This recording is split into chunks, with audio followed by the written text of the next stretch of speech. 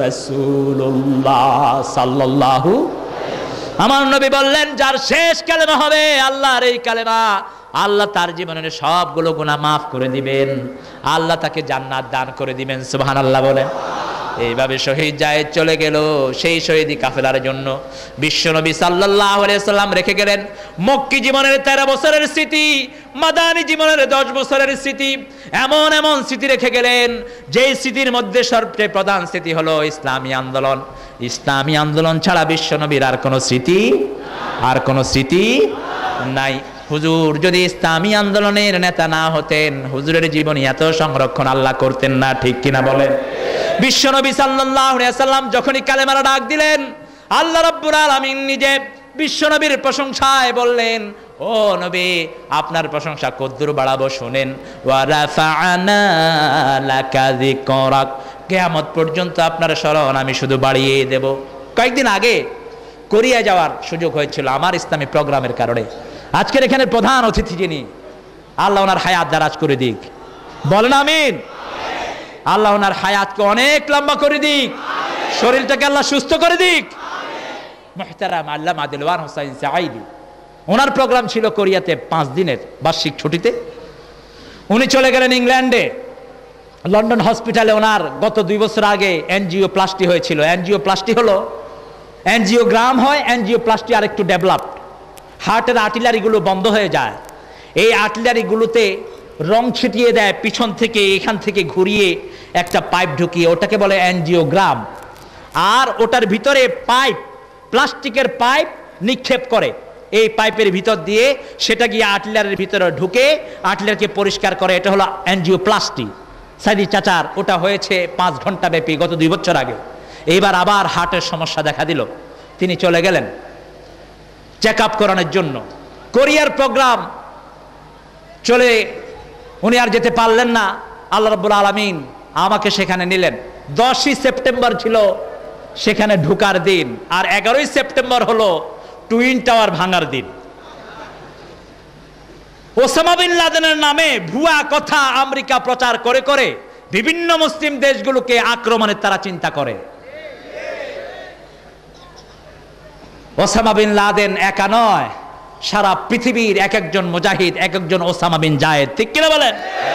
এত ভয় পাচ্ছ একজনের ঠেলাতেই, আর সবগুলো যদি দাঁড়ায় কি অবস্থা হবে? ইংরেজি পত্রিকায় হঠাৎ করে একদিন দেখলাম, ডোন্ট লাফ, কিপ ইউর মাউথ শাট, মুখটা বন্ধ রাখো, হাসো না। আমি বললাম ব্যাপারটা কি, হাসতে নিষেধ কেন? পত্রিকাটা টান দিয়ে দেখি, পত্রিকাতে লেখা, when Barbar used to enter his barbarian, Bush used to enter his barbarian shop, his barber used to say Osama. Bush যখন চুল কাটতে তার নাপিতের দোকানে ঢুকতো, নাপিত ঢুকার পরে বলতো ওসামা। ওসামা বললে বুশ একটু লাভ দিয়ে ওঠে। এরপরে চেয়ারে বসে বলে লাদেন, বুশ একদম টাইট হয়ে থাকে। চুল কাটা পর্যন্ত কোনো কথা বলে না। চুল কাটার পরে জিজ্ঞেস করে, হেই বারবার, you didn't know he is my great enemy, তুই জানোস না আমার কত বড় দুশমন এই ওসামা, কেন তার নামটা নেস? কয় যে দেখেন মিস্টার বুশ, আপনার যে চুল এগুলি এমন শোয়া, এগুলি জীবনে উঠে না।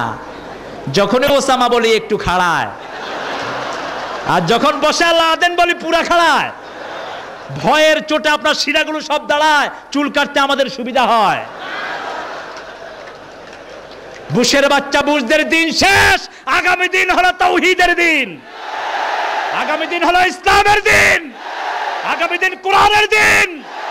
বিশ্বনবীর চরিত্র যদি তোমরা ধারণ করতে পারো, সারা পৃথিবী তোমাদের পায়ে চুম্বন করবে। শান্তি তোমরা কিভাবে দিবা? মুসলমানদের মতো এত শান্তি আর কেউ চায় না। সকাল বেলায় উঠেই নামাজ পড়ে আসসালামু আলাইকুম ওয়া রাহমাতুল্লাহ, আবার আরেকদিকে ফিরে আসসালামু আলাইকুম ওয়া রাহমাতুল্লাহ। সারাদিন সবচেয়ে বেশি যে শব্দটা আমরা আল্লাহর বলি সেটার নাম কি? সালাম। সেটার নাম কি? সালাম। আবার জান্নাতের মধ্যেও যে শব্দটা বেশি বলবো সেই শব্দটার নাম কি? সালাম। সালাম কি নাম? সালাম। এখন এই কোরআনের কথা শুনে ওই অফিসার বলছে good good good good good, good বললো। ওদের উচ্চারণ এত খারাপ, বাংলাদেশের মতো এত সুন্দর জিহ্বা দুনিয়ার কারণে আলহামদুলিল্লাহ বলেন। যখন যেই ভাষা বলে ওই ভাষায় মনে হয় যে ওখানেই তার জন্ম। আপনি আপনাদের এই চট্টগ্রাম বিশ্ববিদ্যালয় ইসলামী বিশ্ববিদ্যালয়ের 4 জন মিশরীয় টিচার আছে। 2 জন আমার সাথে গিয়েছিলেন কক্সবাজারের ওই যে চকরিয়াতে একটা প্রোগ্রামে। আমি ওদের সাথে আরবি কথা বললাম, অনেকক্ষণ কথাবার্তা হলো। এরপর আমি জিজ্ঞেস করলাম, হাল তাআল্লামতাল বেঙ্গলি, আমি তো আরবি বললাম তোমার সাথে, তুমি কি বাংলা কিছু শিখছো? কাম সানাহিনা, কত বছর ধরে তুমি বাংলাদেশে? কয় 4 বছর। কইলাম কিছু শিখছো? কয় 4টা শিখছি। 4টা? হ্যাঁ, 4টা বাংলা শিখছো। আসআবুল লুগা ফিল আলাম আল বাঙ্গুলিয়া, দুনিয়ার সবচেয়ে কঠিন ভাষা হচ্ছে বাংলা ভাষা। তবে বাংলাদেশটা খুব মজার দেশ। নীল নদে যেই মাছ পাওয়া যায় এই মাছ বাংলাদেশে পাওয়া যায়, আলহামদুলিল্লাহ বলেন। 2টি নদী সাগর, 2টি নদী জান্নাত থেকে এসেছে। একটা হলো দজলা ফোরাত, আর একটা হলো নাহারে নাইল, আলহামদুলিল্লাহ বলেন। বললাম কি পেলা তুমি নীল নদের, কি পেলা? বলছে তেলা বিয়া। তেলা পিয়া নামটাও কইতে পারলো না, কয় তেলা বিয়া। এই শিখছো বাংলা? কয় না, শিখছি 4টা। এটা বলেই আমারে বলতেছে আপনি হাসবেন না। আমি বললাম বলো। হাসবো না। এই তোমরা কেউ হাসো না। বলছে আপনি কেমন আছো? এরপরে বলছে, আমি বললাম মা ইউকালু আলা জওয়াবে হাজা, এটার উত্তর আপনি কি বলবেন? বলতেছে আমি ভালো আছো। হয়েছে? উত্তর হয়েছে ভালো আছি। দেখেন গোলা ফেললো। কিন্তু একজন বাঙালি যখন আরবি বলে, আলহামদুলিল্লাহ বলেন। বাংলাদেশের আলেম বহু আছে, মিশরে রেডিওতে খবর পড়ে, আরবিতে খবর পড়ে, আলহামদুলিল্লাহ বলেন। আল্লাহ রাব্বুল আলামিন এত নেয়ামত ভরে দিয়েছেন বাংলা ভাষায়। বাংলাদেশের মধ্যে এত নেয়ামত আল্লাহ দিয়েছেন কারণ এখানের মানুষ সেজদা করে বেশি, সেজদা করে বেশি। নামাজি যে সেজদাটা করলো, সমাজ যদি এটাকে মানতো কোনো গন্ডগোল আর থাকতো না। নামাজের মধ্যে একটা মসজিদের মধ্যে আওয়ামী লীগের ভাইরা আছে না নাই? বিএনপির ভাইরা আছে না নাই? জাতীয় পার্টি আছে না নাই? কমিউনিস্ট পার্টির কিছু কুমু আছে না নাই? জামাত ইসলামী আছে না নাই? তবলিগ আছে না নাই? কোন মসজিদের মধ্যে ঠেলাঠেলি আছে? পাশে আপনার তবলিগ দাঁড়াচ্ছে, আপনি বলছেন সর, বলতে পারবেন? পাশে আওয়ামী লীগ, বলতে পারবেন সর? বলতে পারবেন? কারণ ওখানে আইন চলে কার? কার আইন চলে? একটা ইমাম যদি আমার সুন্নতের, নবীর সুন্নতের বিরোধী কোনো কাজ করে, আপনার ইমাম রাখবেন তারে? যদি কোনো ইমাম মাগরিবের নামাজ 4 রাকাত পড়ায়, পড়বেন? কি করবেন? প্রথমে তাকবীর দিবেন, আল্লাহু আকবার, আল্লাহু আকবার, আল্লাহু আকবার। না শুনলে কি বড় ভারী যায়, ঠিক কিনা বলেন? সেখানে একটা ছোট্ট নামাজের মধ্যে বিশ্বনবীর সুন্নতের বাইরে একটা জিনিস আপনি মানেন না। এই নামাজটা সমাজটাকে আল্লাহ ভালো করার জন্য দিয়েছেন। নামাজে যেমন আল্লাহকে মানেন, রসুলকে মানেন, সমাজেও যদি আল্লাহ রসুলের আইন মানতেন, সমাজের মধ্যে কোনো সন্ত্রাস থাকতো না, ঠিক কিনা বলেন? আমার ছেলেগুলোকে সন্ত্রাস করেছে আমার দেশের ভণ্ড নেতারা, ঠিক কিনা বলেন? আমার ছেলেগুলোকে সন্ত্রাসী বানিয়েছে।